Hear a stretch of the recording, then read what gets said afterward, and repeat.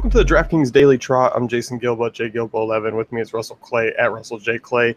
Taking a look at tonight's 9-game slate, which does feature a Coors game. And also, I probably more mediocre pitching than actual good ones.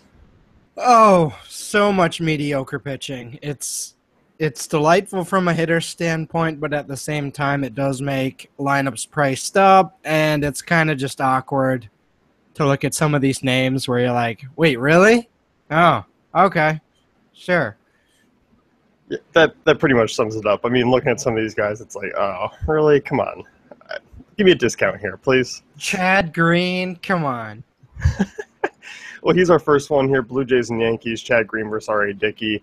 Obviously, Green getting the spot start there with Eovaldi on the DL. Blue Jays here in a good spot on the road in Yankee Stadium. But also they're quite the pay-up option. I mean, obviously, you could use them as a swerve away from Coors if you wanted to. I'm still okay with targeting them. Yeah, I kind of like both sides in this game. I think this is a borderline cash game.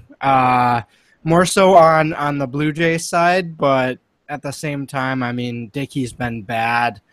And these prices are relatively cheap for the Yankees. So, I mean, if you're looking at McCann or Teixeira, I'm totally cool with that. Yeah, I am too. I mean, Dickey extremely home run prone this year, 1.84 home runs per 9 to lefties.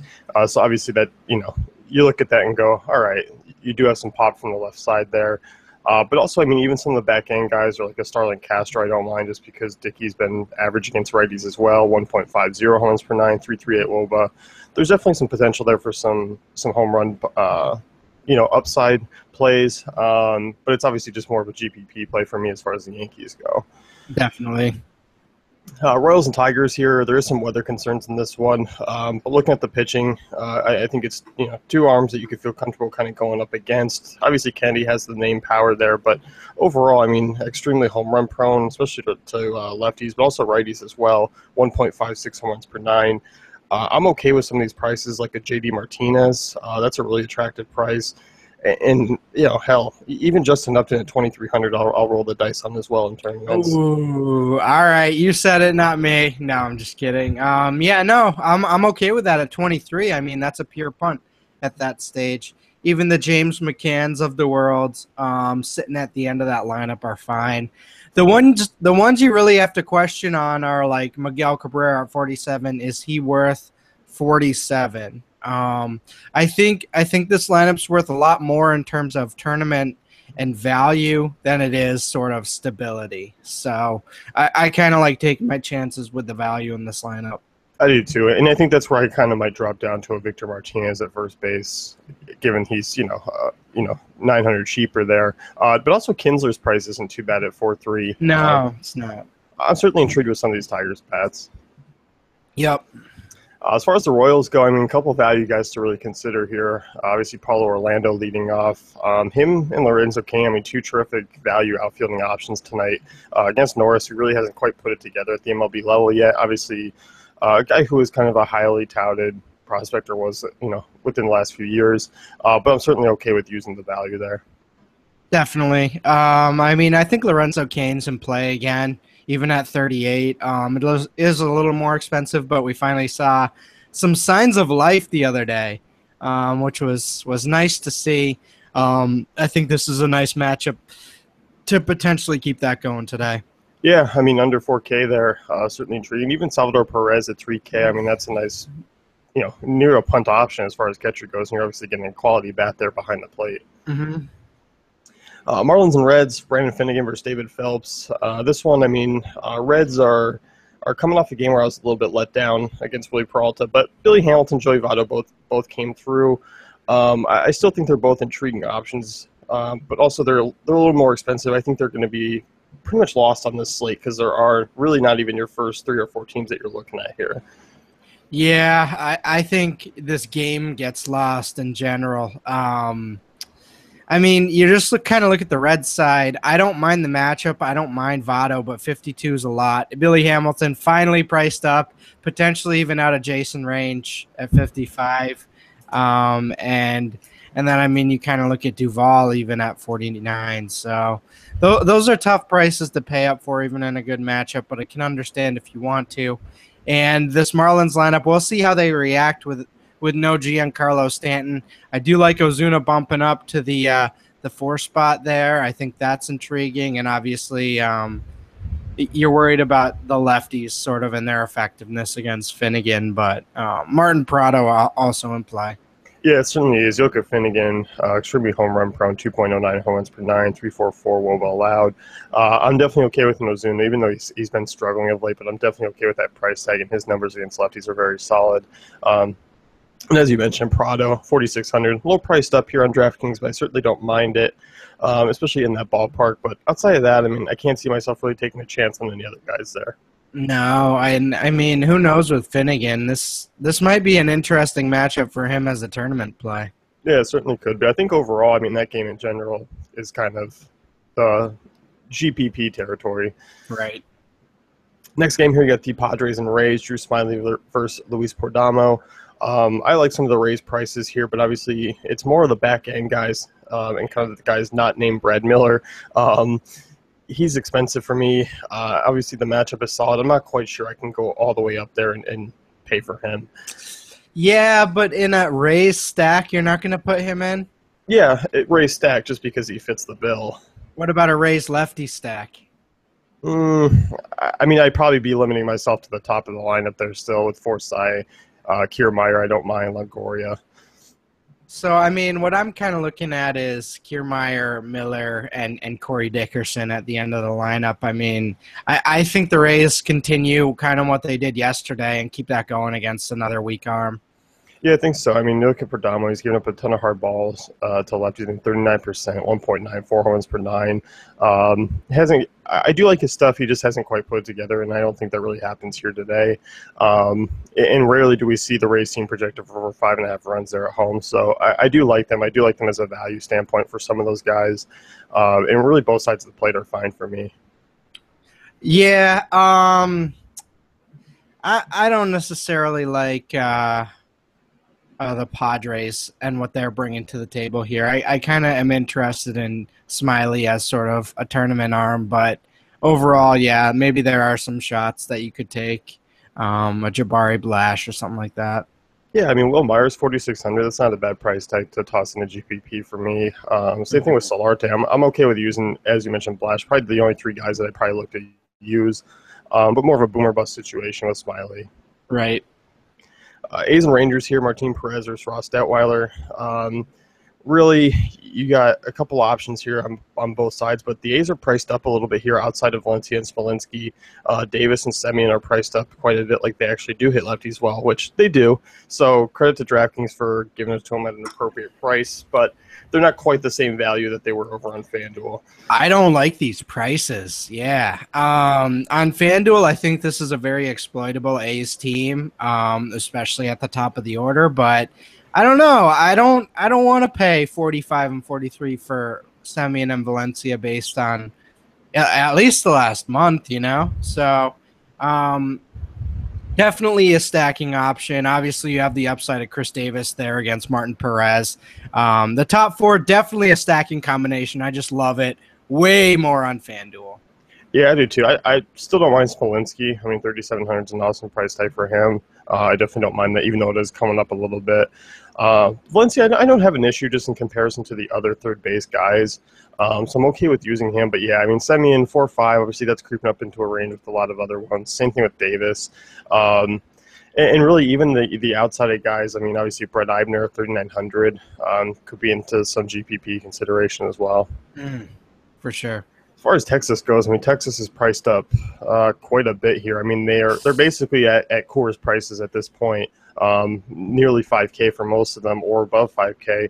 I'm okay with using them in a one-off standpoint. I'm not quite sure if I'm going to be able to stack unless I really pay down a pitcher. I'm kind of more just maybe looking to work 1 or 2 of them into a lineup, and it's obviously just kind of the usual right-handed names there. Yeah, I definitely like Beltre tonight. I definitely like Desmond. So in terms of stacking, you're obviously not doing a full stack. I mean, unless you're a madman, trying to be Evil Knievel. But I mean, I definitely like the Desmond Beltre. I know Desmond's been struggling and kind of, if you've been playing him, kind of smoldering, making your lineups really smelly and stuff. But I think it's another good matchup tonight that I'm willing to sort of go in and get exposure to again. Yeah, I certainly am too. I mean, you look at Detweiler, one of the weaker arms, lefties in the league, and also in that ballpark. I mean, it just doesn't really add up. I mean, obviously, Texas, I mean, they come in really as my second favorite offense of the night behind Washington. So I'm okay if you wanted to pay up there. The Rossweiler. Rossweiler. You do need to get a dog and name him Rossweiler. Oh, my. There's no doubt that is the name of my next dog. It better be. But it's got to be like some innocent, like non-aggressive dog too. Or just name him Chase Anderson. Ooh, the double name for a dog. Yeah. I like that. Oh, and everyone, Chase Anderson. Chase Anderson, yeah. And they have to call him by that, or he like won't come. I'll train him not to come to anyone. Yeah. As far as the next game goes here, Washington, Colorado, Jorge De La Rosa versus Max Scherzer. As far as the Rockies bats go, I mean, I do wish they were priced down a little bit more because I would feel a little bit comfortable if they were priced down to taking some shots, just because Scherzer has been home run prone, especially on the road this year. So I'm okay with using them in a tournament fashion, but obviously my exposure would have been probably a little bit higher if they were cheaper. Definitely. There's certainly still a tournament lineup, even at the high prices in Coors.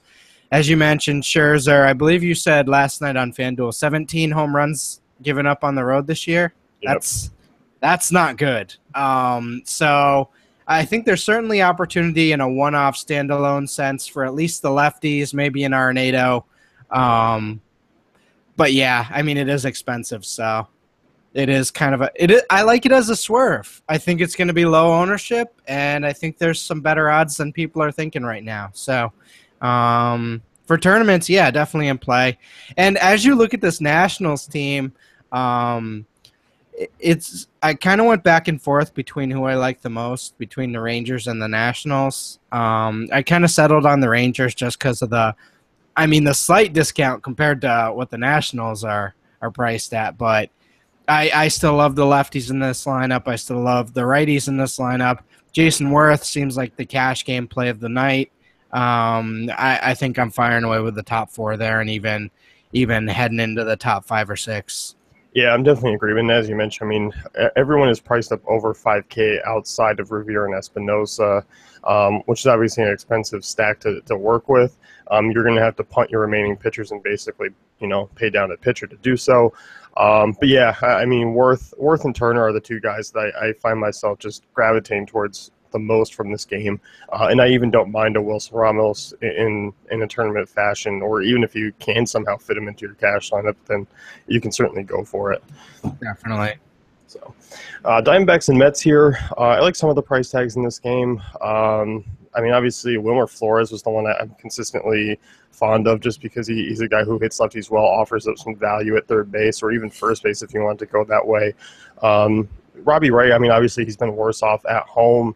Still a little bit boomer bust for me. Obviously, the strikeout rate's there, but we talked about Ray as potentially being a guy you could pick on if you wanted to. Yeah, certainly a guy to pick on if you want to. And I mean, if you want to throw two guys in a lineup from this group in there, that's fine. I mean, obviously we like Neil Walker. DK finally adjusted, but he's got another good matchup today. And Jose Reyes, I mean, at the top there, only 35. Decent matchup for him. Yeah, it certainly is. And outside of that, I mean, I'm kind of staying away from the rest of these guys. I mean, obviously there are some cheaper price tags, but I don't think Chase Field is going to help them out a ton. It's just more maybe the value bats that we know hit lefties well, and that's about it. Mm-hmm. And, I mean, Travis d'Arnaud back there again at $2,900. Back at it again with the same salary. Certainly another punt option there. Yeah. As far as Arizona goes, I'm looking more so at the value, like a Yasmani Tomas at 4,200, maybe even a Michael Bourne here. I'm kind of off Segura, Goldschmidt, and Lamb at these prices. I mean, we've been through basically the teams we've liked already, and I'd just rather gravitate towards those guys. Yeah, Jake Lamb at 52 is tough.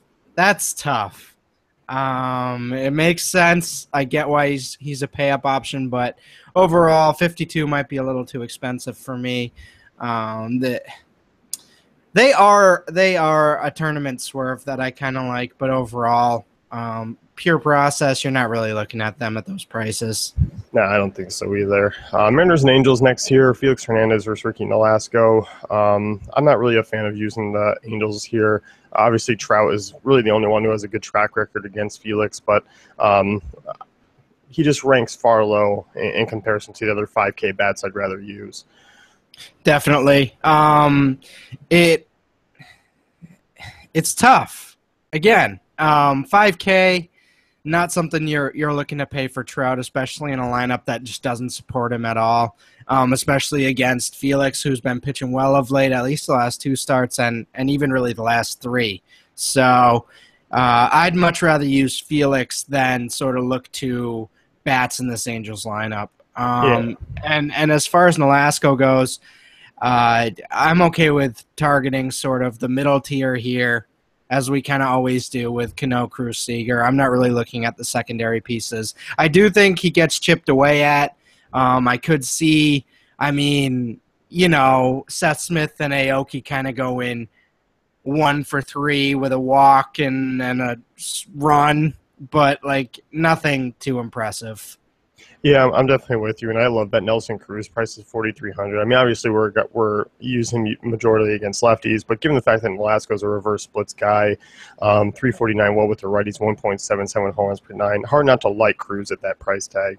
And Cruz has been fine against righties this year, especially from a splits perspective. So yeah, definitely a viable play at that price. Yeah, it definitely is. Pirates and Giants next year. Matt Moore versus Ryan Vogelsong. Giants prices I'm not really a big fan of here.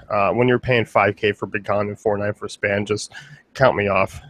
I'll go home. I just find it so weird when they do nights like this. Posey probably not going to be in the lineup, but if he is, 900 less than Span. I just don't understand these moves here. But I'm okay with a Brandon Belt at 44, but overall, yeah, I think it's way overpriced. Hunter Pence, 35. I guess he's probably the only one I don't really mind there. As far as the Pirates go, I know Matt Moore he's pitched relatively well here of late, but there are some prices that make you think. Kang at 34, Cutchin at 33, Harrison at 3K. Those are intriguing prices for Matt Moore. That's not always the most consistent. Me and Kang had a friendly week in the middle of the season. It was nice. I enjoyed his company in a few of my lineups, and this is kind of, he's in one of those hot streaks again where I think you can definitely look to use him at that cheap price. Yeah, I definitely think so. And even a Jordy Mercer, who it's lefties, 2,700 if you wanted to punch shortstop, I'm certainly okay there. Mm-hmm. So that's going to wrap things up with the DK Daily Trot. Be sure to check out DailyFantasyCafe.com for our great tools and content.